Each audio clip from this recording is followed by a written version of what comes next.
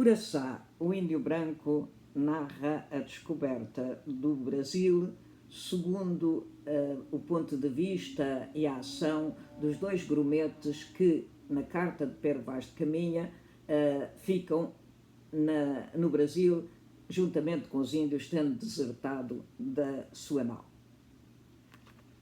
Capítulo 1. Como um punho cerrado. Gonçalo apertou o trapo molhado contra o feio lenho no rosto, procurando estancar o sangue que escorria, e a água meio salgada do rio trouxe-lhe lágrimas aos olhos pela dor renovada. Conteve-as com esforço. Nunca mais o veriam chorar de dor ou de raiva, nem haveria de sofrer um só dia que fosse as humilhações e maus tratos do padrasto. A sua revolta era como um punho cerrado com um coração lá dentro. Sufocara nele os sentimentos bons, deixando espaço apenas para o ódio e o desespero. Nunca mais permitiria que o ferissem no corpo ou na alma. Fez o juramento sobre a pequena cruz de prata que a mãe lhe dera há muito tempo, antes do pai se haver perdido numa viagem de desaventura, deixando-os ao abandono e ela se ter casado de novo. Levou a cruz aos lábios, a selar a promessa sagrada pelo sabor do seu sangue, que por fim cessara de correr do rasgão feito pelo golpe do chicote. Nunca mais. Deixou a praia e avançou pelo cais até o grande terreiro da Ribeira das Naus, atravessando com dificuldade os sucessivos mercados de peixes, legumes e doces que ferviam de gente e de animação. Magotes de peixeiros, hortelãos e confeiteiros carregados com cestas e cabazes de mercadorias cruzavam-se num vai-vém incessante com mulheres e donas de boas casas que, seguidas de seus escravos e criados, percorriam as tendinhas, mirando, remexendo e discutindo o preço dos produtos. Gonçalo foi violentamente empurrado por um moço mariola vergado sobre o peso de uma enorme saca e caiu sobre uma pipa de azeitonas que quase derrubou, arrancando gritos e maldições à vendedeira. Vem por onde andas, malparido? Não tens olhos no focinho? Mal raio! Perdão, tiazinha, mas a culpa não foi minha. Esgueirou-se rápido para a zona dos estaleiros na construção do porto, iniciada por ordem del rei Dom Manuel, logo após o regresso de Vasco da Gama, com a nova da descoberta de um caminho de mar para a Índia. Aí tampouco havia repouso. Mas a azáfama era mais organizada, pois o trabalho de conquistar terras ao mar para construir os molhos do imenso cais era assaz perigoso e já tinha consumido algumas vidas, segundo contara o padrasto que fornecia madeira aos construtores. Havia sempre gente curiosa a olhar e a comentar os avanços desta espantosa empresa, e Gonçalo também gostava de ver os homens empoleirados nas enormes vigas, espetando-as a maço no mar, para nelas se assentarem os grandes tabuleiros de pedra dos molhos. Ia escutando as conversas para se esquecer da dor no rosto e procurar um novo rumo de vida. A obra avançou depressa, lá isso avançou, mas ainda vai demorar muito até algum navio poder largar daqui. O capataz sentia-se orgulhoso da atenção do grupo de mercadores abastados que o questionavam. Por isso a armada de Pedro Álvares Cabral partirá de Belém, no Restelo, disse o homem mais velho, onde El Rei vai construir um grande mosteiro em agradecimento pelo sucesso da viagem do Gama. Não se falava de outra coisa nos últimos tempos. Finalmente, nesse domingo, aos 9 dias de março do ano de 1500, ia partir a primeira grande armada para a Índia, com uma embaixada del rei Dom Manuel de Portugal para o Samorim de Calcute. De nenhum outro lugar poderia partir uma frota deste tamanho e importância, confirmou Luís Pires. 13 naus reunidas num só ano foi obra, sim senhor. Sim, é verdade. Esta armada é a menina bonita del rei, que não se poupou a despesas para a ter pronta antes de março. O capataz não queria ficar fora da conversa daqueles homens ricos. O mercador mais velho sorriu.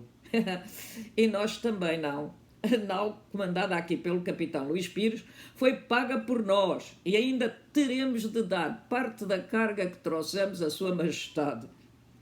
Mesmo assim o lucro que havereis de fazer nas especiarias do Oriente vos há de compensar com muita vantagem, meus senhores.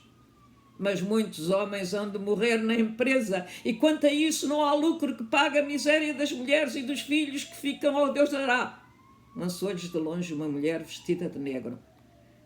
Não tem dúvida, disse o velho, que emendava umas redes na pesca. Mesmo quando os homens volvem sãos e salvos, são sempre as mulheres e os filhos que mais sofrem, deixados ao abandono durante anos.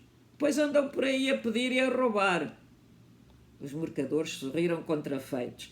Não é tanto assim, tiozinho, barafustou Luís Pires. El Rei ordenou no regimento desta empresa que parte da paga dos homens seja entregue à família, antes da partida, para que possam prover o seu sustento na ausência dos pais, filhos e maridos. Gonçalo pensou na mãe e afastou-se do grupo. Não podia volver a casa depois do que acontecera. Nem mesmo a mãe lograria protegê-lo da fúria do padrasto, pois, vingativo como era, estaria a esperá-lo de chicote preparado para terminar o que começara, e só a sua fuga interrompera.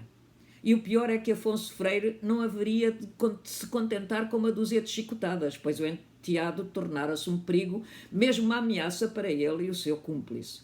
Um amontoado de homens e rapazes junto aos armazéns da casa da mina fê-lo aproximar-se. A algazarra mal deixava ouvir o oficial que agitava nas mãos impacientes umas folhas de papel. Ou os calais ou tereis de pedir a outrem que vos leia o rol dos postos ainda por ocupar na frota de Pedralbas Cabral. Calai-vos e lá deixai o homem falar. Deixai ouvir.